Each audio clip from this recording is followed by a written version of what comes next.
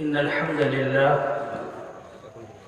نحمده ونستعينه ونستغفره ونعوذ بالله من شرور أنفسنا ومن سيئات أعمالنا.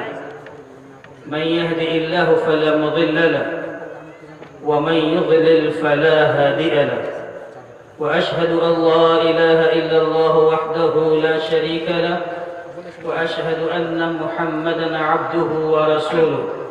يا أيها الذين آمنوا اتقوا الله حق تقاته ولا تموتن إلا وأنتم مسلمون.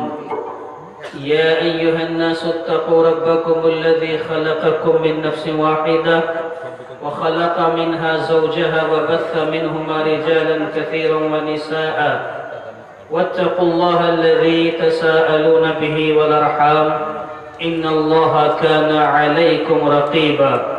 يا أيها الذين آمنوا اتقوا الله وقولوا قولا سديدا يصلح لكم أعمالكم ويغفر لكم ذنوبكم، ومن يطع الله ورسوله فقد فاز فوزا عظيما.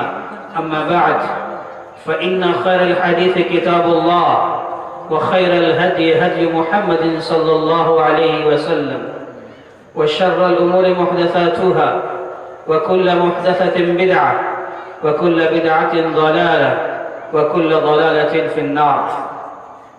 أعوذ بالله السميع العليم من الشيطان الرجيم من همزه ونفخه ونفسه.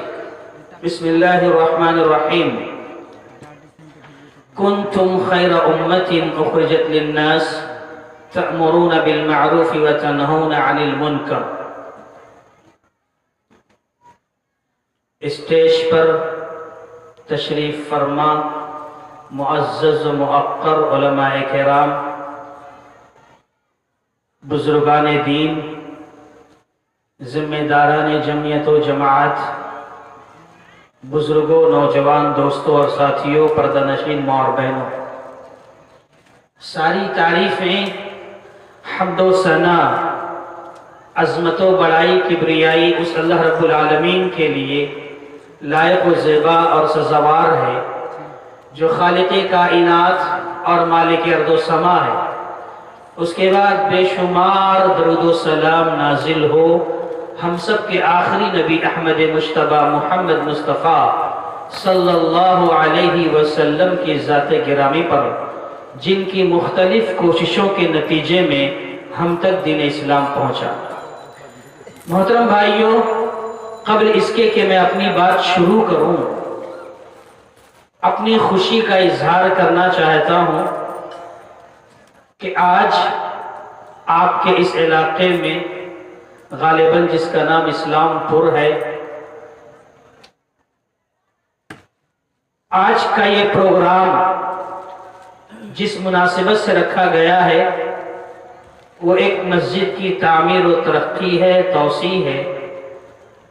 اور ابھی ہم یہاں بیٹھے بیٹھے دیکھ رہے تھے، سن رہے تھے کہ ہمارے جماعت کے ایک بزرگ عالم دین آپ تمام کے سامنے بنگلہ زبان میں باتیں کر رہے تھے۔ مجھے تو کچھ سمجھ میں نہیں آ رہا تھا، بس اتنا سمجھ میں آ رہا تھا کہ پیسوں کا اعلان ہو رہا ہے، کوئی 12,000 دے رہا ہے، کوئی 15,000 دے رہا ہے، کوئی سیمنٹ لکھوا رہا ہے۔ خوشی ہوئی کہ ہمارے بزرگ اس عمر میں بڑے جوش و جذبے کے ساتھ آپ کے سامنے باتیں بھی کر رہے تھے، اور ان کے اس جوش کو دیکھ کر کے آپ تمام بھی جوش دکھا رہے تھے۔ الحمدللہ، اللہ تعالیٰ سے دعا ہے کہ رب ذوالجلال آپ کی اس کاوش کو، اس محنت کو، صدقات و خیرات کو، عطیات کو اللہ شرف قبولیت سے نوازے۔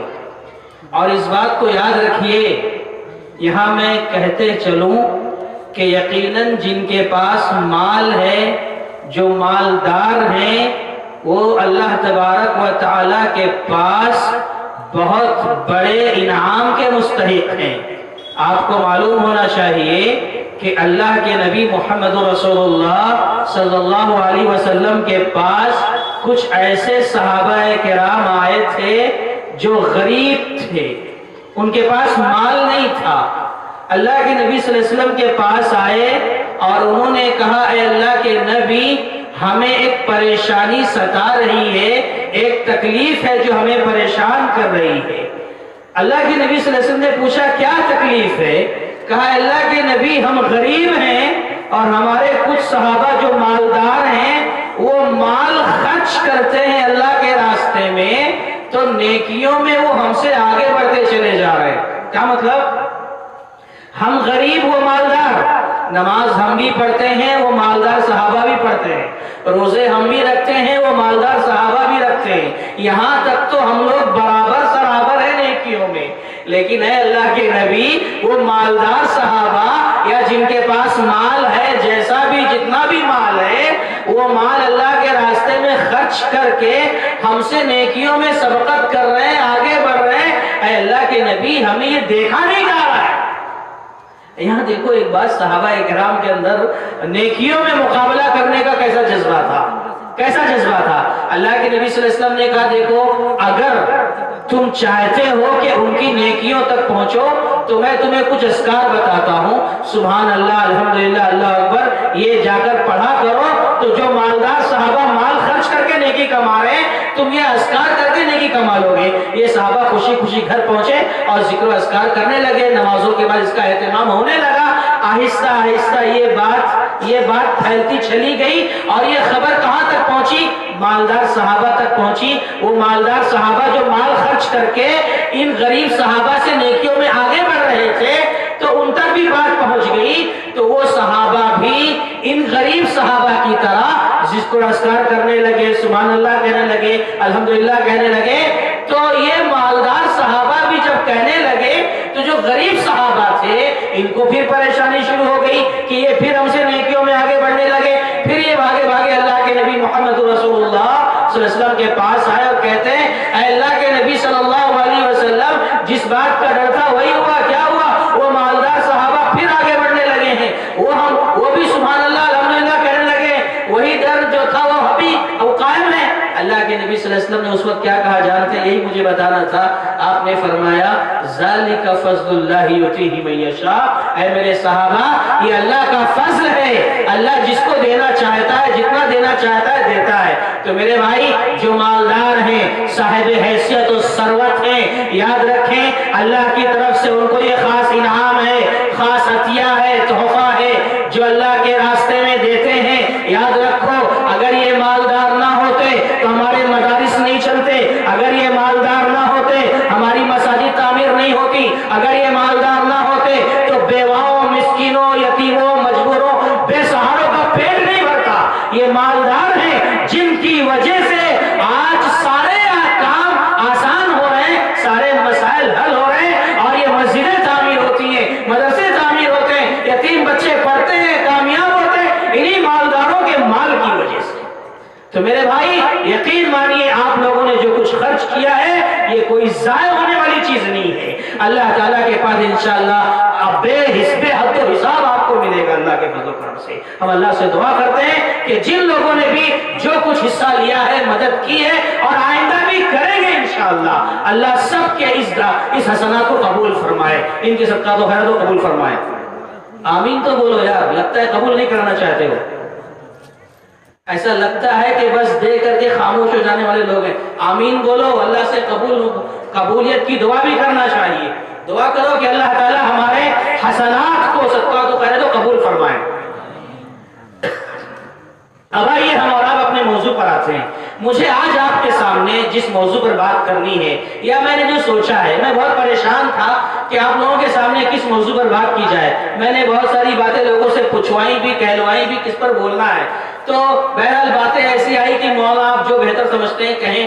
تو بہرحال میں نے جو مناسب سمجھا ہے آج آپ کے سامنے بات کرنے کے لیے تھوڑی دیر، وہ یہ ہے کہ میں اور آپ ہم مسلمان ہیں، ہم اللہ کے نبی محمد رسول اللہ صلی اللہ علیہ وسلم کی امت میں ہیں، تو ہماری اور آپ کی کیا حیثیت ہے، کیا فضیلت ہے، کیا خصوصیت ہے، ہم آپ کے سامنے بتانے جا رہے ہیں۔ یعنی خیر امت کا کیا مقام اللہ تبارک و تعالیٰ کے پاس، کیا خصوصیات ہے، یہ آج میں آپ کے سامنے اختصار کے ساتھ بتانے کی کوشش کروں گا۔ اسی لیے میں نے آپ کے سامنے آیت پڑھی، اللہ تعالیٰ فرماتا ہے کنتم خیر امت اخرجت للناس تأمرون بالمعروف وتنہون عن المنکر، کہ اے مسلمانوں تم بہترین امت ہو، خیر امت ہو۔ کیوں خیر امت ہو؟ کیوں؟ اس لیے کہ اللہ تبارک و تعالی نے تمہیں ساری انسانیت کے لیے نکالا ہے۔ کیوں؟ تم معروف کا حکم کرتے ہو، برائیوں سے روکتے ہو۔ میرے بھائیو، یہ وہ آیت کریمہ ہے سورہ آل عمران آیت نمبر 110 کی، جو یہ بات بتا رہی ہے کہ اس امت کا، یعنی میرا بھی، آپ کا بھی، آپ میں سے ہر ایک کا، سارے مسلمانوں کا یہ مقام اللہ نے بتایا ہے کہ اللہ تعالیٰ کے پاس اس امت کا مقام بہت بلند ہے، بہت اونچا ہے۔ یہ امت اللہ تعالیٰ کے پاس بہت بڑا درجہ رکھتی ہے، اللہ تعالیٰ کے پاس اس امت کی حیثیت بہت اونچی ہے۔ اس آیت کریمہ سے یہ فضیلت سمجھ میں آ رہی ہے۔ میرے بھائیوں، آج ہم اور آپ دیکھیں ہماری اور آپ کی کیا فضیلت ہے، ہماری اور آپ کی کیا خصوصیت ہے۔ ایک تو ہم خیر امت ہیں، سب سے پہلی بات ہم کیا ہیں؟ خیر امت ہیں۔ دنیا میں جتنی بھی امتیں آئیں، ساری امتوں میں سب سے بہتر امت اللہ تبارک و تعالی نے ہمیں اور آپ کو بنایا ہے۔ ہم خیر امت میں ہیں، یہ بہت بڑا اعزاز ہے۔ اور اس امت کو خیر امت کیوں کہا گیا ہے؟ اس لیے کہا گیا کہ اس امت کے بہت سارے امتیازات ہیں، اس امت کی بہت ساری خصوصیات ہیں۔ وہ کیا خصوصیات ہیں؟ ایک ایک کر کے میں آپ کے سامنے گنانے جا رہا ہوں۔ آپ سے گزارش ہے کہ ہر بات کو غور سے سنیں، آپ کو سمجھ میں آئے گا کہ ہم کون ہیں، ہماری حیثیت کتنی عظیم ہے، ہم کتنے بڑے لوگ ہیں، ہمارا مقام کتنا اونچا اللہ تعالیٰ کے پاس ہے۔ تو آئیے ہم آپ کے سامنے پیش کرنے جا رہے ہیں ہماری اور آپ کی کیا خصوصیات ہے اللہ تعالیٰ کے پاس۔ میرے بھائیوں، بہت ساری خصوصیات ہیں۔ کچھ خصوصیتیں ایسی ہیں جس کا تعلق دنیا سے ہے، یعنی وہ خصوصیات اللہ نے دنیا میں دی ہیں، اور کچھ خصوصیات ایسی ہیں جس کا تعلق قیامت کے دن سے ہے، آخرت کے دن سے ہے۔ وہ کون کون سی خصوصیات ہیں میں آپ کے سامنے پیش کر رہا ہوں۔ دنیاوی اعتبار سے دنیا کے اندر اس امت کو جو خصوصیات حاصل ہیں، اس میں سب سے پہلی خصوصیت، سب سے پہلا امتیاز اس امت کا، یعنی ہمارا، آپ کا، میرا، پورے مسلمانوں کا سب سے پہلا وصف، سب سے پہلی خصوصیت یہ ہے کہ یہ امت اللہ تبارک و تعالی کا انتخاب ہے۔ اللہ تعالیٰ نے اس امت کو چنا ہے، اللہ نے اس امت کو منتخب کیا ہے۔ کیا دلیل ہے اس کی؟ اللہ نے امت کو منتخب کیا ہے۔ قرآن مجید میں اللہ نے فرمایا وَجَاهِدُوا فِي اللَّهِ حَقَّ جِهَادِهِ، کہ لوگوں اللہ کے دین کو بلند کرنے کے لیے، اللہ کے کلمے کو بلند کرنے کے لیے، اللہ کے نام کو آگے بڑھانے کے لیے جدوجہد کرو، کوشش کرو، محنت کرو۔ تمہارے اندر جتنی صلاحیتیں ہیں، قوتیں ہیں، توانائیاں ہیں، تمہارے بس میں جتنا ہے سب جھونک دو اللہ کے دین کی خدمت کے لیے۔ کیوں؟ هُوَ اجْتَبَاكُمْ، اس لیے کہ تم اللہ کا انتخاب ہو، اللہ نے تمہیں چنا ہے، اللہ نے تمہیں منتخب کیا ہے۔ میرے بھائی، کتنے بڑے اعزاز کی بات ہے کہ اللہ نے ہم اور آپ کو چنا، کس کے لیے؟ پیارے نبی محمد رسول اللہ صلی اللہ علیہ وسلم کی امت کے لیے چنا ہے۔ یہ اس امت کی خصوصیت۔ دوسری آیت اللہ تعالیٰ نے فرمایا ثم اورثنا الكتاب الذين اصطفينا من عبادنا فمنهم ظالم لنفسه ومنهم مقتصد ومنهم سابق بالخيرات باذن الله۔ اللہ کا فرمان سنیے، کلام الہی سنیے، کتنی بڑی بات اللہ نے فرمائی ہے کہ ہم نے کتاب الہی کا، قرآن مجید کا وارث ان لوگوں کو بنایا ہے جنہیں ہم نے اپنے بندوں میں سے چن لیا ہے۔ اللہ نے کس کو چنا؟ ہم اور آپ کو چنا، اس امت مسلمہ کو چنا۔ قرآن عطا کیا اللہ تعالیٰ نے۔ اس آیت سے بھی معلوم ہوا یہ امت وہ امت ہے جس کا انتخاب اللہ نے کیا۔ جس طرح اللہ تبارک و تعالیٰ نے پیارے نبی محمد رسول اللہ صلی اللہ علیہ وسلم کو چنا ہے، منتخب کیا ہے، جس طرح اللہ تعالیٰ نے اپنے نبی محمد رسول اللہ صلی اللہ علیہ وسلم کو سارے انبیاء کا سردار بنانے کے لیے منتخب کیا، چنا، اسی طریقے سے اللہ تبارک و تعالیٰ نے اس امت کو بھی چنا ہے، اس امت کو بھی منتخب کیا ہے۔ تو گویا ہم یہ کہہ سکتے ہیں جس طرح اللہ کے نبی صلی اللہ علیہ وسلم مصطفیٰ ہے، آپ کی یہ امت بھی مصطفیٰ ہے۔ جس طرح اللہ کے نبی مجتبیٰ ہے، آپ کی یہ امت بھی مجتبیٰ ہے۔ جس طرح اللہ کے نبی صلی اللہ علیہ وسلم مختار ہے، آپ کی یہ امت بھی مختار ہے۔ میرے بھائی، یہ کتنا بڑا اعزاز ہے کہ اللہ نے ہمیں اور آپ کو چنا ہے۔ اپنے مقام کو پہچانو۔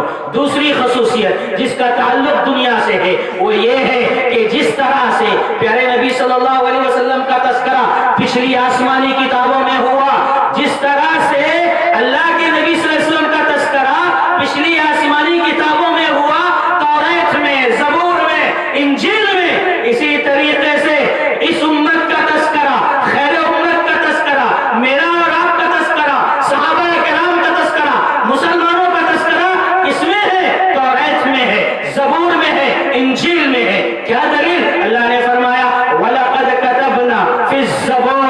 من بعد الذکر ان الارض یرثها عبادی الصالحون. اللہ تعالیٰ نے فرمایا ہم نے زبور کے اندر، زبور یہ آسمانی کتاب، اللہ نے فرمایا ہم نے زبور کے اندر چند نصیحتوں کا تذکرہ کرنے کے بعد یہ بات لکھ دی ہے کہ وراثت ارضی کے مستحق، زمین کے وارث، زمین کے وارث میرے وہ بندے ہوں گے جو نیک ہوں گے، صلحاء ہوں گے، متقی ہوں گے، پرہیزگار ہوں گے. مفسرین کرام نے، جمہور مفسرین کرام نے یہ بیان فرمایا ہے کہ اس سے مراد وراثت ارضی کے مستحق عبادی الصالحون سے مراد امت کے خلفاء راشدین ہیں، ابو بکر ہیں، عمر ہیں، عثمان ہیں، علی ہیں. اور بعض مفسرین نے یہ بات بھی فرمائی ہے کہ اس سے مراد پوری امت مسلمہ ہے. یعنی اللہ تبارک و تعالیٰ نے اس امت کا تذکرہ اپنی پچھلی کتاب زبور کے اندر فرمایا ہے.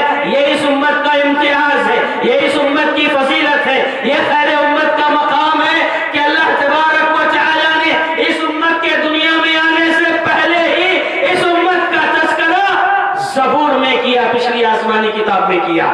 دوسری دلیل اللہ نے فرمایا محمد رسول اللہ والذین معه اشداء علی الکفار رحماء بینہم تراہم رکعا سجدا یبتغون فضلا من اللہ ورضوانا سیماہم فی وجوہہم من اثر السجود ذلک مثلہم فی التوراۃ ومثلہم فی الانجیل. اللہ نے فرمایا محمد صلی اللہ علیہ وسلم اللہ کے رسول ہیں اور ان کے جو ساتھی ہیں، ان کے جو صحابہ ہیں، یہ آپس میں رحم و کرم کا معاملہ کرنے والے، کفار پر یہ سخت ہیں، یہ لوگ رکوع کرنے والے ہیں، سجدہ کرنے والے ہیں، ان کی پیشانیوں پہ تمہیں نشانات نظر آئیں گے، یہ اللہ کا فضل تلاش کرنے والے. یہ سارے اوصاف بیان کر کے قرآن میں اللہ تعالیٰ فرماتا ہے یہی ساری صفات، یہی سارے تذکرے توریت میں بھی ہیں اور انجیل میں بھی ہیں. میرے بھائیوں کیا پتا چلا کہ یہ امت وہ امت ہے، یہ خیر امت وہ خیر امت ہے جس کا تذکرہ اللہ نے توریت میں بھی کیا، زبور میں بھی کیا، انجیل میں بھی کیا.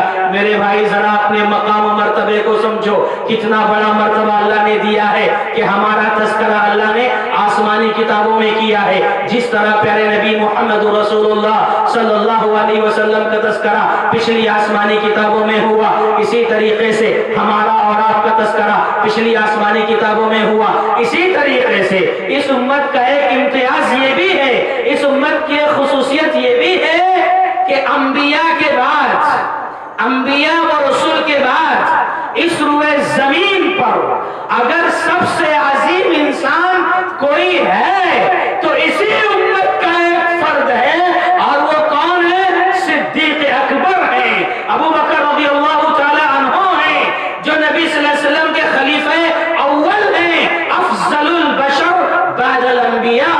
انبیاء کے بعد اگر سب سے افضل انسان کوئی ہے تو ابو بکر صدیق رضی اللہ تعالی عنہ ہیں. میرے بھائی یہ اس امت کی خصوصیت ہے، اور اس امت کی خصوصیات میں سے ایک بات یہ بھی ہے کہ اس امت کو ایک نبی بھی نصیب ہوا ہے. عیسیٰ علیہ السلام کے بارے میں آپ جانتے ہیں، عیسیٰ علیہ السلام کی وفات نہیں ہوئی ہے، عیسیٰ علیہ السلام کو اللہ نے آسمان پر اٹھا لیا ہے. عیسیٰ علیہ السلام دنیا میں آئیں گے، عیسیٰ علیہ السلام کا نزول ہوگا، لیکن وہ نبی بن کر نہیں آئیں گے، وہ نبی بن کر نہیں آئیں گے، وہ نبی صلی اللہ علیہ وسلم کی امتی کی حیثیت سے آئیں گے. تو یہ اس امت کا اعزاز ہے کہ اللہ تبارک و تعالی نے اس امت میں یعنی ہمارے اور آپ کے ساتھ ایک نبی کو بحیثیت امی اللہ تعالیٰ بھیجنے والا ہے. یہ اعزاز ہے اس امت کا. یہ کچھ خصوصیات تھی جس کا تعلق دنیا سے تھا. آئیے کچھ خصوصیات ایسی ہیں خیر امت کی جس کا تعلق آخرت سے ہے، میں وہ باتیں آپ کے سامنے پیش کرنے جا رہا ہوں. سب سے پہلی بات، قیامت کے دن اس امت کو جو خصوصیات حاصل ہوں گی اس میں سے ایک بات یہ ہے کہ کل قیامت کے دن جب اولین و آخرین کا مجمع ہوگا، آدم علیہ السلام سے لے کر کے قیامت کی صبح تک آنے والے لوگ موجود ہوں گے، سب کے درمیان پیارے نبی صلی اللہ علیہ وسلم ہمیں اور آپ کو پہچان لیں گے. مطلب اپنی امت کو پہچان لیں گے۔ نبی کو ہم نے دیکھا نہیں، نبی نے ہمیں دیکھا نہیں، لیکن کل قیامت کے دن اللہ کے نبی صلی اللہ علیہ وسلم اپنی امت کے لوگوں کو پہچانیں گے، بڑی آسانی کے ساتھ پہچانیں گے۔ یہ اعزاز ہے ہمارا، یہ امتیاز ہے خیر امت کا کہ پیارے نبی صلی اللہ علیہ وسلم اپنی امت کو آسانی سے پہچانیں گے۔ کیسے پہچانیں گے؟ پیارے نبی صلی اللہ علیہ وسلم نے بیان فرمایا، ان امتی یاتون یوم القیامہ غرا محجلین من اثر الوضوء، کہ کل قیامت کے دن میری امت اس حالت میں آئے گی، اس حالت میں آئے گی کہ وضو کرنے کی وجہ سے ان کے جسم چمک رہے ہوں گے، ان کے اعضائے وضو روشن ہوں گے، ان کے جسم پر چمک پیدا ہو جائے گی، اور اس چمک کی وجہ سے، اس سفیدی کی وجہ سے، اس روشنی کی وجہ سے میں اپنی امت کے لوگوں کو پہچان لوں گا۔ میرے بھائیوں ذرا تھوڑی دیر کے لیے غور کرنا، ہم لوگ ذرا سوچیں اللہ کے نبی کیا فرما رہے ہیں، کل قیامت کے دن میں پہچانوں گا اپنی امت کو۔ کس طرح پہچانیں گے؟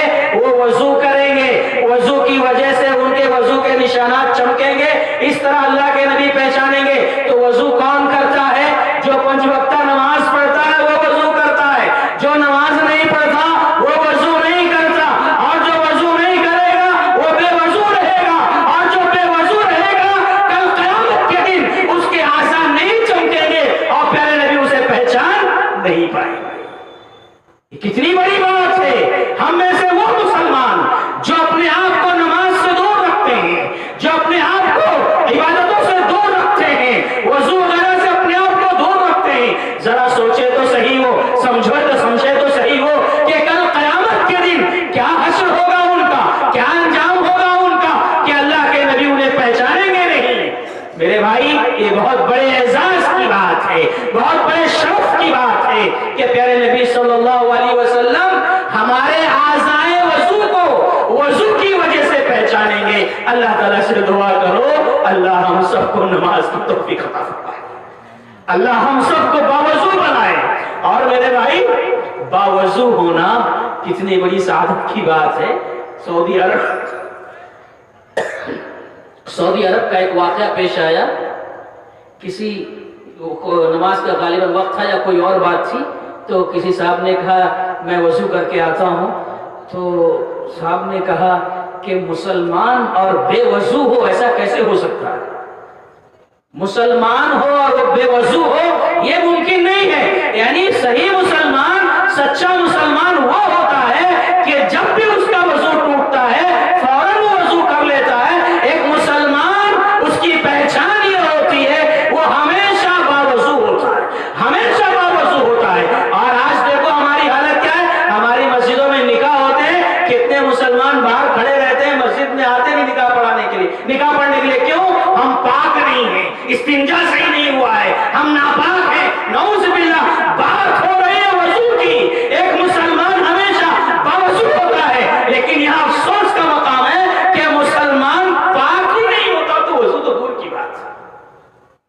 سوچو تو صحیح کیا ہوگا بچہ اللہ تعالیٰ کے پاس، کیا ہوگا انجام اللہ تعالیٰ کے پاس۔ پیارے نبی نے فرمایا ہے قیامت کے دن میں اپنی امت کو اس طرح پہچانوں گا کہ وضو کے وجہ سے ان کے اعضائے وضو چمک رہے ہوں گے۔ یہ ایک آخرت کے دن، قیامت کے دن یہ خصوصیت حاصل ہوگی امت مسلمہ کو۔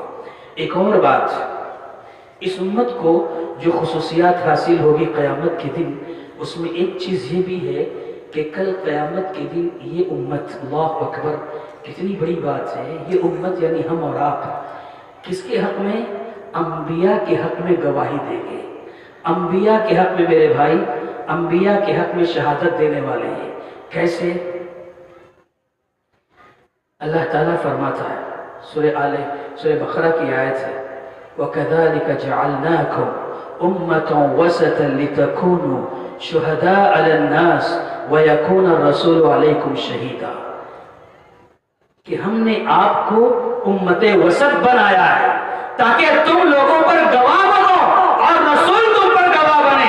اس آیت کی تفسیر میں امام بخاری رحمۃ اللہ علیہ نے اس حدیث کو نقل فرمایا ہے کہ کل قیامت کے دن اللہ تبارک و تعالی سارے انبیاء سے پوچھے گا، سارے رسولوں سے سوال کرے گا۔ میرے بھائی ذرا سوچ لینا، ہم تو اور اللہ تعالیٰ اپنے نبیوں کو بھی نہیں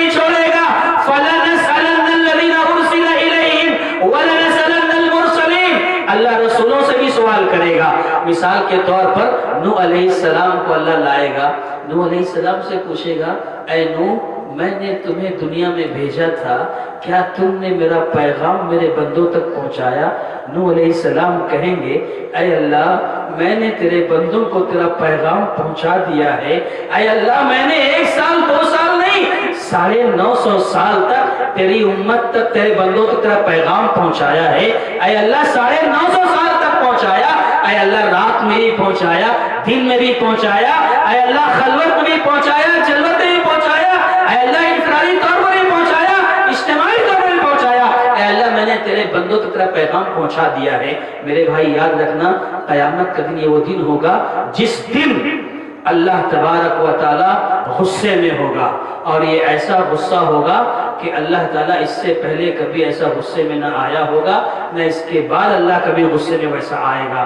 ایسے موقع پر اللہ تبارک و تعالیٰ قوم کے لوگوں سے پوچھے گا، نوح علیہ السلام کی قوم سے پوچھے گا، کیوں؟ اس لیے کہ قیامت کا دن یہ وہ دن ہے جس دن اللہ تعالیٰ ہر ایک کو صفائی میں کہنے کا موقع دے گا۔ ارے بھائی کیا بات ہے، ایسا اٹھ کے جا رہے ہیں آپ لوگ، فلم چھوٹ گئی کیا؟ پروگرام بند کر دیا جائے؟ جس کو جانا ہے وہ ابھی اٹھ کر چلے جائیں، درمیان میں کوئی اٹھ کر نہ جائے۔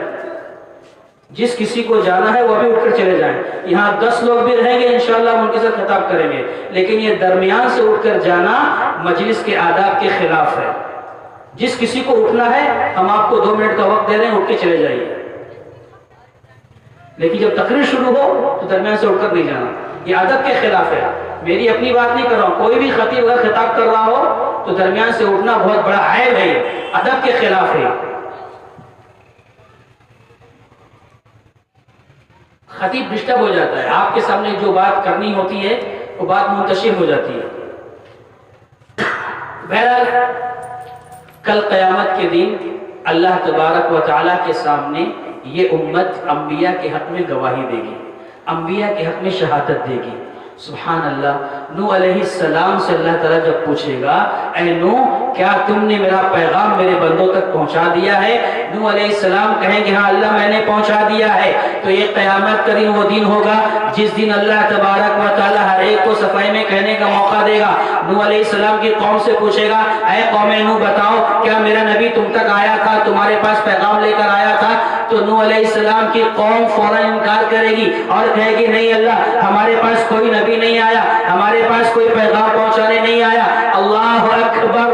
ایسے موقع پر اللہ تبارک و تعالی نوح علیہ السلام سے پوچھیں گے، نوح علیہ السلام سے کہیں گے اے نوح بتاؤ تم نے میرے بندوں تک پیغام پہنچایا تو ہے، یہ تم نے کہا ہے، لیکن تمہاری قوم انکار کر رہی ہے، اب بتاؤ اس کی دلیل کیا ہے، اس کا پروف تو پیش کرو، گواہ لاؤ، تم نے پیغام پہنچایا ہے تو کوئی گواہ تمہارے پاس ہے؟ تو نوح علیہ السلام کہیں گے ہاں اللہ محمد صلی اللہ علیہ وسلم اور آپ کی امت محمد صلی اللہ علیہ وسلم کی امت گواہ ہے اس بات کی کہ میں نے اے اللہ تیرا پیغام تیرے بندوں تک پہنچا دیا۔ میرے بھائی دیکھو بات کتنی عظیم ہے، کتنی بڑی بات ہے کہ پیارے نبی صلی اللہ علیہ وسلم کی یہ امت جس میں آپ بھی ہیں اور ہم بھی ہیں، یہ شرف حاصل اللہ تعالیٰ کی طرف سے سبحان اللہ کہ انبیاء کے حق میں ہم گواہی دینے والے کہ اللہ نوح علیہ السلام ہی نہیں جتنے پیغمبر دنیا میں آئے سارے کے سارے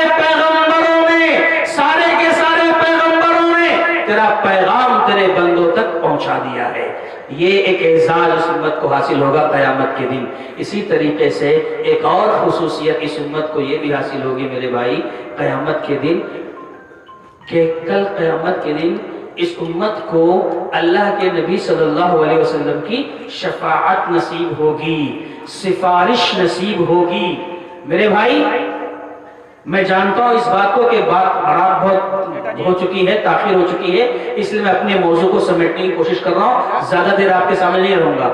بس یہ سنیے کہ اللہ کے نبی صلی اللہ علیہ وسلم کی سفارش اور شفاعت اس امت کو حاصل ہوگی۔ میرے بھائی کتنی بڑی بات ہے یہ، دیکھو اللہ کے نبی صلی اللہ علیہ وسلم بیان فرماتے ہیں لِكُلِّ نَبِيٍّ دَعْوَةٌ مُسْتَجَابَةٌ، ہر نبی کو دنیا میں دعا دی جاتی ہے اور وہ دعا قبولیت کا درجہ رکھتی ہے۔ جو دعا ایک نبی دنیا میں مانگتا تھا اللہ تبارک و تعالیٰ اس دعا کو شرف قبولیت سے نوازتا۔ ہر نبی کو جو دعا دنیا میں دی جاتی تھی وہ دعا قبول ہوتی تھی۔ تو آپ نے فرمایا فَتَعَجَّلَ كُلُّ نَبِيٍّ دَعْوَتَهُ، ہر نبی نے اپنی اپنی دعا کو دنیا میں استعمال کر لیا ہے، لیکن میں نے اپنی دعا کو چھپا کر رکھا ہے، بچا کر رکھا ہے، تاکہ میں اس دعا کے ذریعے اپنی امت کے حق میں سفارش کر سکوں۔ میرے بھائیوں غور کرو کتنی بڑی بات ہے، یہ کتنے بڑے اعزاز کی بات ہے۔ کل قیامت کا دن ہوگا، نفسی نفسی کا عالم ہوگا، لوگ جہنم کی آگ میں جلنے جائیں گے۔ ایسے موقع پر پیارے نبی محمد رسول اللہ صلی اللہ علیہ وسلم کی سفارش ہوگی، شفاعت ہوگی، اور اللہ تبارک و تعالی جہنم میں جانے والے شخص کو جہنم سے نکال کر جنت میں داخل کرے گا۔ شرط یہ ہے کہ توحید پرست رہے گا، توحید ہوگی، موحد ہوگا، تو اللہ تبارک و تعالی اسے جہنم سے نکال کر جنت میں داخل فرما دے گا۔ میرے بھائیوں یہ بہت بڑی شرف کی بات ہے جو قیامت کے دن اس امت کو حاصل ہونے والی ہے کہ اللہ تبارک و تعالیٰ کی وجہ سے، اللہ تعالیٰ کی طرف سے یہ اس امت کو امتیاز حاصل ہے کہ کل قیامت کے دن اللہ کے نبی صلی اللہ علیہ وسلم کی سفارش اس امت کو حاصل ہوگی۔ اسی طریقے سے اس امت کی ایک اور خصوصیت ہے اور وہ یہ ہے میرے بھائی کہ اس امت کا انجام دیگر ساری امتوں سے انشاءاللہ بہتر ہونے والا ہے۔ بہتر ہونے والا ہے کیسے؟ انجام کے اعتبار سے دنیا میں بہت ساری قومیں آئیں، لیکن اس امت کا انجام، اس امت کا فیصلہ اللہ تعالیٰ کے پاس ساری امتوں کے مقابلے میں سب سے بہتر ہونے والا ہے انشاءاللہ۔ وہ کیسے؟ اس آیت کو یاد رکھیے آپ جس میں قیامت کی منظر کشی کی گئی ہے۔ اللہ تعالیٰ فرماتا ہے یا ایھا الناس ان زلزلۃ الساعۃ شیء عظیم۔ سورہ حج کی ابتدائی آیت میں اللہ تبارک و تعالیٰ نے قیامت کی ایک منظر کشی کی ہے، ہلکی منظر کشی کی ہے کہ قیامت کا دن وہ دن ہوگا جس دن ایک دودھ پلانے والی ماں اپنے دودھ پیتے بچے سے غافل ہو جائے گی۔ میرے بھائی دنیا میں میں اور آپ یہ جانتے ہیں، بلکہ آپ مجھ سے زیادہ جانتے ہیں کہ اس روئے زمین پر ماں اور بیٹے کا رشتہ بڑا نازک ہوتا ہے، بڑا حساس ہوتا ہے۔ ماں وہ ہوتی ہے جو اپنے بیٹے کو کھلاتی ہے، خود بھوکے رہتی ہے۔ ماں وہ ہوتی ہے جو اپنے بچے کو پلاتی ہے، خود پیاسی رہتی ہے۔ ماں وہ ہوتی ہے جو خطرات کا مقابلہ ڈٹ کر کرتی ہے، لیکن اپنے بچے کو پرامن زندگی نصیب کرتی ہے۔ اس روئے زمین پر ماں اور بیٹے کا رشتہ بڑا حساس رشتہ ہوتا ہے۔ فرض کرو ماں سوئی ہوئی ہے، ماں سوئی ہوئی ہے، اور ماں جہاں سوئی ہے اس کے بغل میں ٹرین کی ایک پٹری ہے، اور رات کے تاریکی میں، رات کے سناٹے میں ماں گہری نیند میں سوئی ہوئی ہے۔ ٹرین وہاں سے گزرتی ہے، رات کو ٹرین اپنی زوردار آواز کے ساتھ گزرتی ہے، پورے زور کے ساتھ، پوری زوردار آواز کے ساتھ ٹرین گزرتی ہے، اور ماں گہری نیند میں سوئی ہوئی ہے۔ ٹرین کی وہ آواز، ٹرین کی وہ آواز ماں کو بیدار نہیں کر پاتی ہے، ماں کی نیند میں خلل پیدا نہیں کر پاتی ہے۔ ماں گہری نیند میں سوئی ہے، سوتی رہتی ہے، ٹرین گزرتی چلی جاتی ہے، ماں بیدار نہیں ہوتی۔ لیکن وہیں ماں کے بغل میں معصوم سا ننھا سا بچہ اپنی ننھی سی آواز میں جب رونے لگتا ہے تو ماں بیدار ہو جاتی ہے۔ یہ ماں کا رشتہ ہے، اور ایک ماں اپنے بچے پر ہمیشہ مہربان ہوتی ہے، لیکن ماں اپنے بچے پر مہربان اس وقت سب سے زیادہ ہوتی ہے جب بچہ ماں کی چھاتی سے لگ کر دودھ پی رہا ہوتا ہے۔ جب بچہ ماں کے سینے سے لگ کر دودھ پی رہا ہوتا ہے تو اس وقت ماں اپنے بچے پر سب سے زیادہ مہربان ہوتی ہے۔ میرے بھائی یہ بہت بڑا رشتہ ہے اس روئے زمین پر۔ سب سے زیادہ مہربان اس وقت ہوتی ہے جب بچہ ماں کے سینے سے لگا ہوا ہوتا ہے، اور قرآن کیا کہتا ہے یوم ترونها تذهل كل مرضعة عما ارضعت۔ قیامت کا دن یہ وہ دن ہوگا جس دن ایک دودھ پلانے والی ماں بھی اپنی ہمت ہار جائے گی، اپنی ہمت ہار جائے گی اور دودھ پیتے بچے سے غافل ہو جائے گی۔ میرے بھائی، قیامت کا دن بڑا خطرناک دن ہوگا، اس دن لوگ پریشان ہوں گے۔ اس آیت کی تفسیر میں پیارے نبی محمد رسول اللہ صلی اللہ علیہ وسلم نے بیان فرمایا ہے۔ میرے بھائی ذرا غور سے اس بات کو سمجھ لو، کتنی بڑی بات آپ نے فرمائی ہے۔ صحابہ کرام بیٹھے ہوئے تھے، صحابہ کرام بیٹھے ہوئے تھے، اللہ کے نبی صلی اللہ علیہ وسلم نے فرمایا کہ اے صحابہ سنو، کل قیامت کے دن جب آدم اولین و آخرین کا مجمع ہوگا، اللہ تبارک و تعالی آدم علیہ السلام سے کہے گا، آدم علیہ السلام سے اللہ تبارک و تعالی کہے گا، اے آدم، اپنی ذریت میں سے، اپنی نسل میں سے، ہر ہزار میں سے 999 لوگوں کو جہنم کے لیے الگ کر لو۔ میرے بھائی ذرا غور کرو، یہ جملہ اللہ کے نبی صلی اللہ علیہ وسلم کا صحابہ سنتے ہی پریشان ہو گئے، چہروں پر ہوائیاں اڑنے لگی۔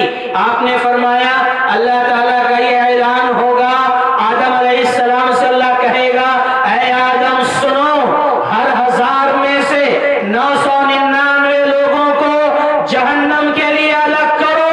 اللہ کا یہ اعلان ایسا دہشت ناک ہوگا کہ یوم ترونہا تذہل کل مرضعۃ عما ارضعت، ہر دودھ پلانے والی ماں اپنے دودھ پیتے بچے سے غافل ہو جائے گی۔ یہ وہ منظر ہوگا۔ مفسرین کرام نے اس حدیث کو نقل کر کے بتایا ہے کہ اس اعلان سے ایک ماں بھی ہل جائے گی۔ جب یہ بات اللہ کے نبی صلی اللہ علیہ وسلم نے صحابہ کرام کے سامنے رکھی تو صحابہ کرام کے چہرے بگڑ گئے، مایوسی چھلکنے لگی۔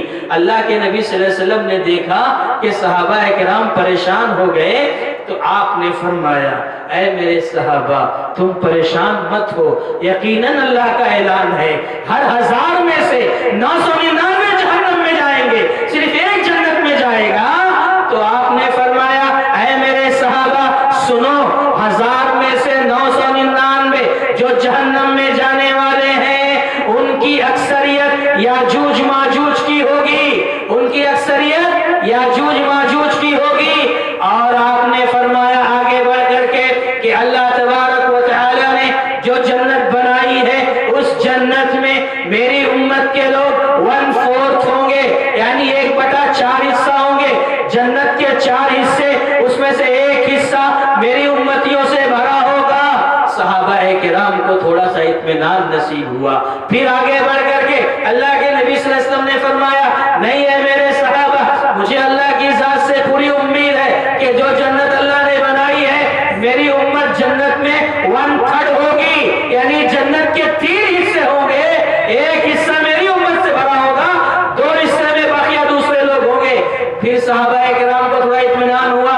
آگے چل کر کے پھر پیارے نبی صلی اللہ علیہ وسلم نے بیان فرمایا، نہیں ہے میرے صحابہ سنو، مجھے اللہ کی ذات پر پورا بھروسہ ہے، پورا یقین ہے کہ جو جنت اللہ تعالیٰ نے بنائی ہے آدھی جنت میری امتیوں سے بھری ہوگی۔ اللہ اکبر، میری امتیوں سے بھری ہوگی آدھی جنت۔ یہ اعلان سننا تھا کہ صحابہ خوشی سے جھوم اٹھے اور نعرہ تکبیر بلند کر دیا، آدھی جنت اس امت سے بھری ہوگی۔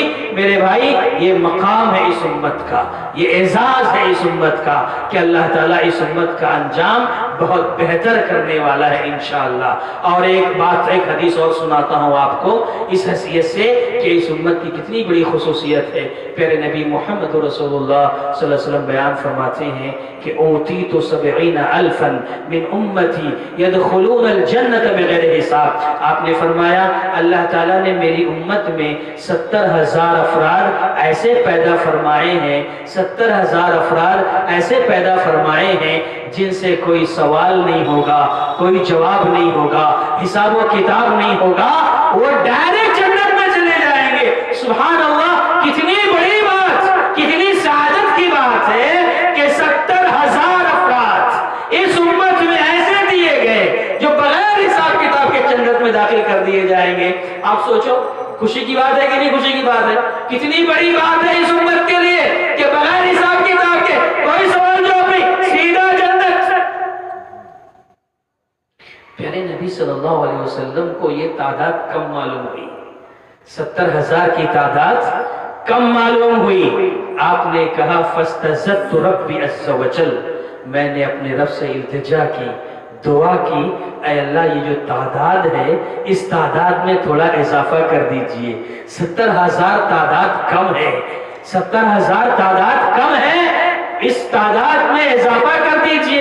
اور ظاہر بات ہے اگر 70,000 پر اکتفا کر لیا جاتا تو بغیر حساب کتاب کے جنت میں جانے کا معاملہ یہ صحابہ کا ہو جاتا، یہ میدان صحابہ مار لے جاتے، باقی آگے آنے والوں کے لیے موقع نہیں رہتا۔ 70,000 کی تعداد صحابہ میں ہی مکمل ہو جاتی، باقی آنے والوں کے لیے چانس نہیں تھا۔ اس لیے اللہ کے نبی صلی اللہ علیہ وسلم نے دعا فرمائی فاستزدت ربی عز وجل، میں نے اپنے رب سے التجا کی، اے اللہ یہ 70,000 کی جو تعداد ہے اس میں اضافہ فرما دیجئے۔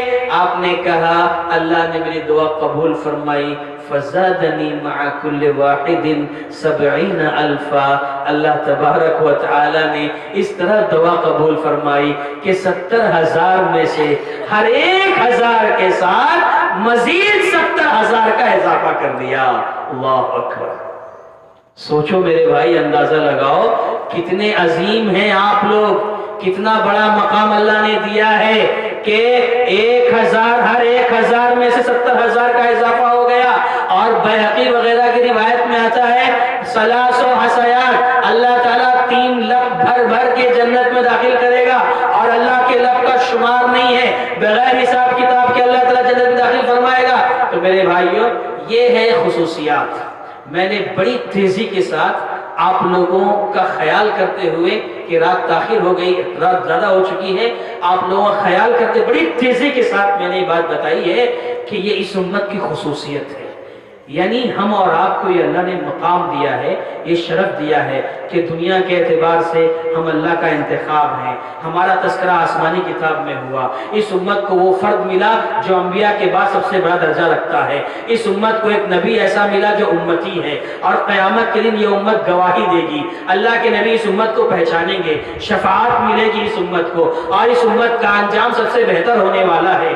اور اسی طریقے سے اس امت کی ایک بڑی تعداد ہے جو بغیر حساب کتاب کے جنت میں داخل ہوگی۔ میرے بھائی کتنی سعادت کی بات ہے۔ اب آپ بتائیے اتنا بڑا شرف، اتنا بڑا مقام، اتنی بڑی عزت اللہ تعالیٰ نے عطا فرمائی ہے، تو کیا ہم چاہتے ہیں کہ یہ عزت ہمیں ملی رہے؟ کیا ہم چاہتے ہیں یہ شرف، یہ مقام جو اللہ تعالیٰ نے ہمیں عطا فرمایا ہے ہمیں ملا رہے؟ میرے بھائی دیکھو، اللہ کی طرف سے تو اتنی بڑی عزت ملی ہے، لیکن آج مجھے بتاؤ اس دنیا کے اندر ہم مسلمان جو زندگی گزار رہے ہیں، اللہ تبارک و تعالیٰ تو ہمیں اتنی عزت بخشا ہے، ہم کو اللہ نے اتنا نوازا ہے، اتنا اونچا مقام عطا فرمایا ہے۔ آج آپ بتاؤ اس دنیا کے اندر ابھی ہماری کیا حالت ہے؟ ابھی میں آپ سے سوال کروں کہ امت کی حالت کیا ہے؟ عزت کی حالت ہے کہ ذلت کی حالت ہے؟ قرآن مجید میں اللہ نے فرمایا وَلِلَّهِ الْعِزَّةُ وَلِرَسُولِهِ وَلِلْمُؤْمِنِينَ، کہ عزت اللہ کے لیے، اللہ کے رسول کے لیے اور مومنوں کے لیے اللہ کی طرف سے عزت ہے۔ لیکن آج کیا حالت ہے بتاؤ مسلمانوں کی؟ عمومی طور پر پوری دنیا میں دیکھ لیجئے، اور ہندوستان جیسے ملک میں ہم رہتے ہیں، آج ہماری کیا حیثیت ہے؟ ابھی دیکھو نیوزی لینڈ کے اندر جو مسجد کے اندر مسجد گن چلایا گیا اور مسلمانوں کو شہید کیا گیا، آج ساری جماعت کے لوگ پریس جاری کر رہے ہیں اور دہشت گردی ہے اس بات کا اعلان کر رہے ہیں۔ لیکن میرے بھائی میں یہ بتانا چاہ رہا ہوں، اگر یہی معاملہ کسی مسلمان کے نام کے ساتھ ہوتا تو دہشت گردی کا لفظ چھوڑ دیا جاتا، لیکن آج مسلمان شہید ہوئے، مسلمانوں کو آج قتل کیا گیا مسجد میں، تو کہا گیا ایک گن مین نے، ایک گن چلانے والے نے اس طرح کا کام کر دیا، دہشت گردی کا لفظ وہاں پر استعمال نہیں ہو رہا ہے۔ آج آپ بتاؤ، غور کرو، یہ ہماری بے حسی ہے، یہ ہماری کتنی بڑی بے حسی ہے کہ آج مسلمانوں کو جو چاہتا ہے، جیسا چاہتا ہے قتل کر کے چلا جاتا ہے، خون بہا رہا ہے، نہ جانے کیا کیا ہو رہا ہے، گالی گلوچ، دہشت گردی کا الزام، کیا کیا نہیں ہو رہا ہے مسلمانوں کے ساتھ، اس کی عزت و ناموس سے کھلواڑ کیا جا رہا ہے، اور مسلمان مست ہے اپنے میں، مگن ہے اپنے، خوش ہے اپنے میں کہ بہت مزے میں ہیں۔ آج دنیا بہت آگے جا رہی میرے بھائی، ہم کو ہوش کے ناخن لینے کی ضرورت ہے. ہمارا جو مقام ہے، ہماری جو عزت ہے، اسے پہچاننے کی ضرورت ہے. میرے بھائیوں، آج جو امت مسلمہ کی حالت ہے، جانتے ہیں کیوں ہے؟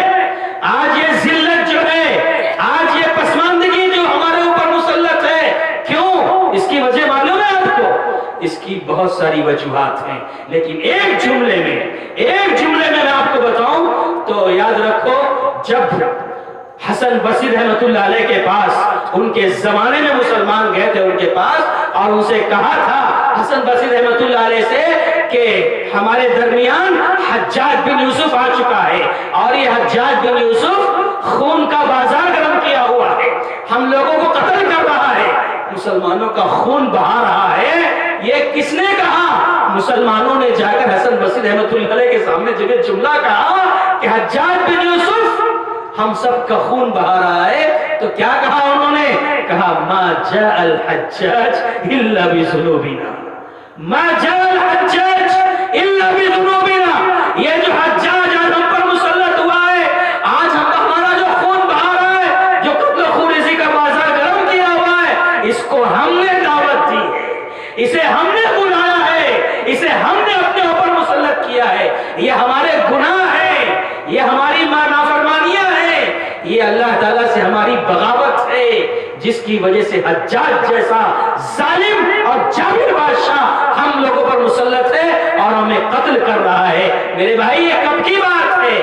حسن بصری رحمت اللہ علیہ کے زمانے کی بات ہے. تو جب مسلمان اللہ سے بغاوت کرے گا، اللہ کی نافرمانی کرے گا، دین اسلام کو، اسلامی تعلیمات کو چھوڑے گا، اپنی مرضی چلائے گا، اپنی مرضی سے زندگی گزارے گا، تب ایسے جلاد اور ایسے حجاج بن یوسف کو اللہ پیدا کرتا رہے گا اور مسلمانوں کا صفایا ہوتا رہے گا. کیا سمجھتے ہیں ہم لوگ کہ بڑے مزے میں ہیں؟ یاد رکھو، جو تاریخ لکھی جا رہی ہے، ہندوستان کی جو تاریخ لکھی جا رہی ہے، اسلام کی تاریخ میں یہ سب سے نازک ترین دور کہلائے گا امت مسلمہ کے لیے. کل تک جو استاد اور محدث حدیث پڑھاتے ہوئے کہتا تھا طلبہ سے، ایک زمانہ ایسا آئے گا، ایک دور ایسا آئے گا، نبی کا یہ فرمان ہے، یہ پیشن گوئی ہے، ایک دور ایسا آئے گا، ایسا ہوگا. کل تک ایک محدث پڑھایا کرتا تھا، آج وہ ساری چیزیں اپنی آنکھوں کے سامنے دیکھ رہے ہیں. میرے بھائی، پیارے نبی صلی اللہ علیہ وسلم نے کہا تھا ایک زمانہ ایسا آئے گا کہ حرج کی کثرت ہو جائے گی. صحابہ نے پوچھا اللہ کے نبی یہ حرج کیا ہے؟ آپ نے فرمایا قتل عام ہوگا. حرج کی تفسیر آپ نے قتل عام سے کی تھی کہ قتل عام ہوگا، خون بہایا جائے گا. اور آپ کی وہ پیشن گوئی بھی یاد رکھیے، آپ نے کہا تھا ایک زمانہ ایسا آئے گا کہ لوگ مسلمانوں پر ایسے ٹوٹیں گے جیسے بھوکے دسترخوان پر ٹوٹ پڑتے. قومیں ٹوٹیں گے مسلمانوں پر حملہ کریں گی، مسلمانوں کو ختم کریں گی. میرے بھائی، یہ جو دور چل رہا ہے یہ ہمیں سمجھ میں نہیں آ رہا ہے. ہم اپنے میں مست ہیں. آج ہماری نوجوان نسل، چاہے لڑکے ہوں یا لڑکیاں، بے حیائی کے معاملے میں بہت آگے نکل چکے ہیں. یہ جب سے موبائل آیا، جہاں پر اس کے لیے بہت سارے خیر ہیں، فوائد ہیں، وہیں پر اس موبائل نے ہماری نوجوان نسل کو بے حیا بنا دیا ہے، بے شرم بنا دیا ہے.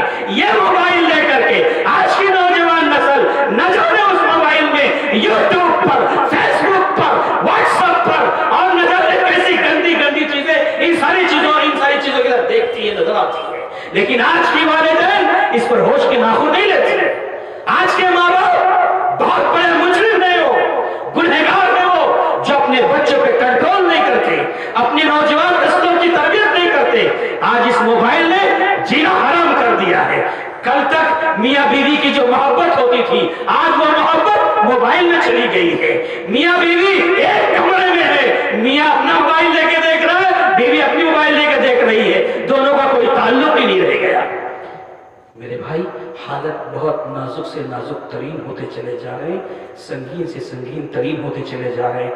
ایسی حالت میں میں نے جو بات رکھی ہے آپ کے سامنے کہ ہمارا جو مقام اللہ تعالیٰ کے پاس ہے بہت عظیم ہے، بہت اونچا مقام اللہ نے آپ کو ہم کو دیا ہے۔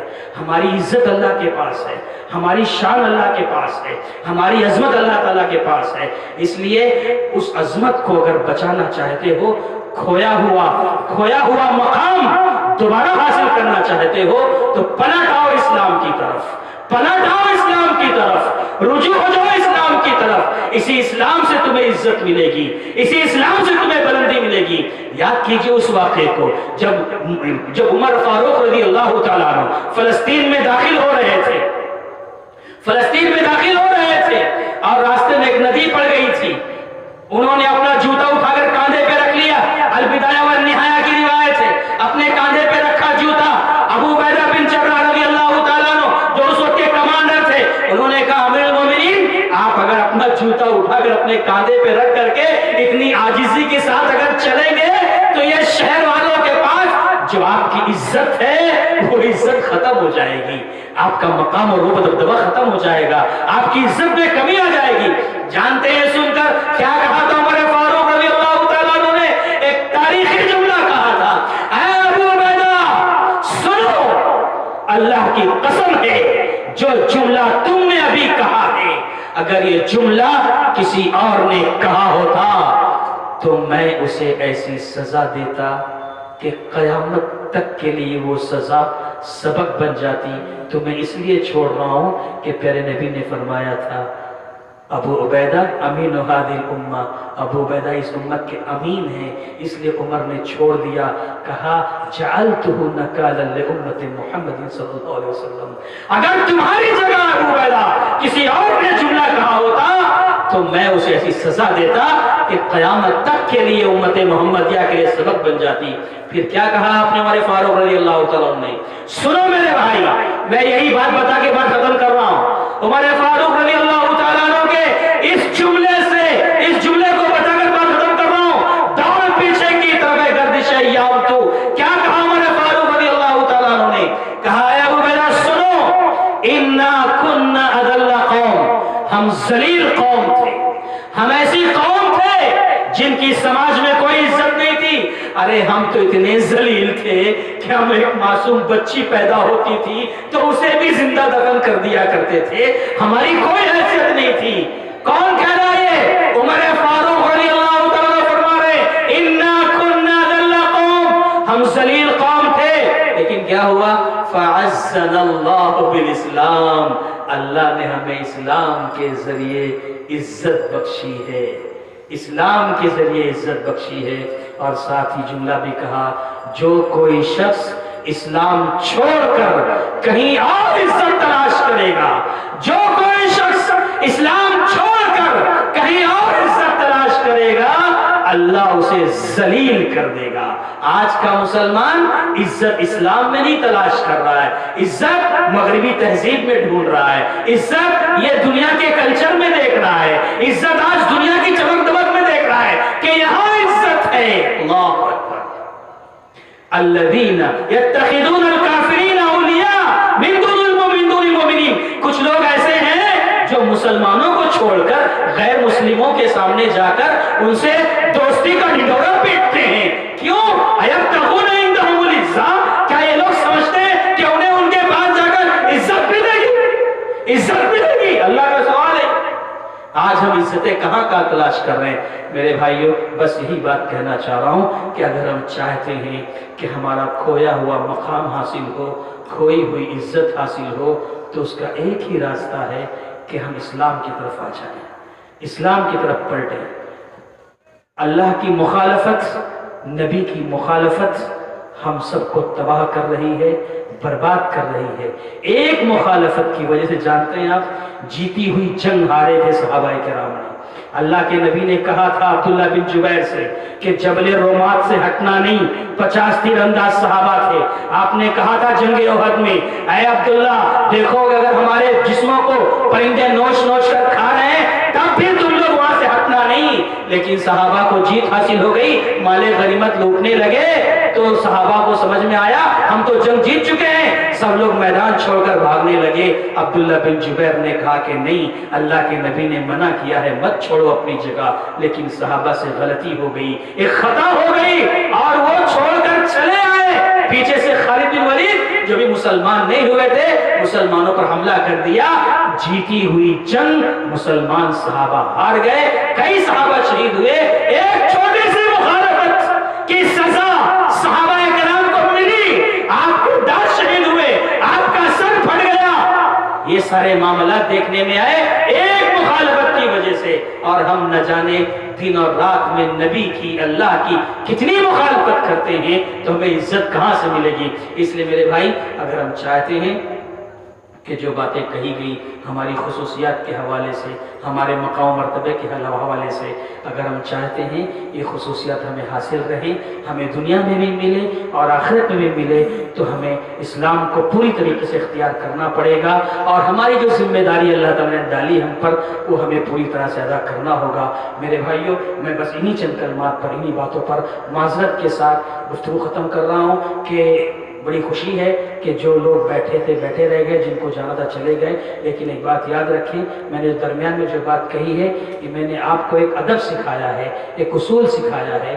آپ لوگ جلسہ سننے آئے ہیں، علم سیکھنے آئے ہیں، علماء سے علم لینے کے لیے آئے ہیں، تو علم لینے کا ایک طریقہ ہوتا ہے، ایک سلیقہ ہوتا ہے۔ جب کوئی عالم بات کرنا شروع کرے تو اس کی بات غور سے سننی چاہیے، بجائے اس کے کہ درمیان سے اٹھ کر جائیں، یہ ادب کے خلاف ہے۔ یہ سیکھو میرے بھائی، سیکھو، یہی وجہ ہے کہ ہم نے علم کیسے لیا جاتا ہے یہ بھی ہم نے سیکھا ہے، یہ بھی ہمیں نہیں معلوم کہ علم کیسے لیا جاتا ہے اور علم کس سے لیا جاتا ہے، یہ بھی ہمیں نہیں معلوم۔ یہی وجہ ہے کتنی غلطیوں کی طرف اشارہ کیا جائے، یہ سب ہماری کمزوریاں ہیں، یہ ہماری ناکامیاں ہیں جن کی وجہ سارے حالات آ رہے ہیں۔ میرے بھائی، کوئی تنقید نہیں ہے، بس محبت کے ساتھ، پیار کے ساتھ آپ کو یہ پیغام دے رہا ہوں، یہ سبق سنا رہا ہوں کہ ہم اسلام کو سمجھیں، اسلام کی طرف آئیں، اور ہمارے یہ جو علماء، ہم تو آپ کے سامنے کبھی کبھی آتے ہیں اور پہلی بار آپ کے سامنے آئے، لیکن ہمارے یہ بزرگ علماء، بڑے بڑے علماء جو آپ کے سامنے آتے ہیں، ان سے آپ بھرپور فائدہ اٹھائیں، ان سے دین سیکھیں، اسلام پر عمل کرنے کی کوشش کریں، اللہ سے دعا کریں اللہ تعالیٰ آج کا یہ پروگرام، آج کا یہ اجلاس، آج کا یہ اجتماع جو منعقد کیا گیا تھا، اللہ جس مقصد کے لیے منعقد کیا گیا، اے اللہ اس کو کامیاب فرما۔ جن لوگوں نے اس اجلاس کو منعقد کرنے میں جو بھی کوششیں کی ہیں، محنتیں کی ہیں، کاوشیں کی ہوں، چاہے وہ چھوٹا ہو بڑا ہو، بزرگ ہو ذمہ دار ہو، عورت ہو بہن ہو، ماں ہو بیٹی ہو، کوئی بھی ہو، جتنے لوگوں نے اس پروگرام کی شرکت میں حصہ لیا ہے، اللہ تعالیٰ سب کو اس کا بہتر بدلہ عطا فرمائے۔ اللہ ہم سب کو دنیا میں عزت کے ساتھ رکھے، ہمارا خاتمہ ہو تو ایمان بالخیر پر ہو، آمین۔ وآخر دعوانا ان الحمدللہ رب العالمین، والسلام علیکم ورحمۃ اللہ وبرکاتہ۔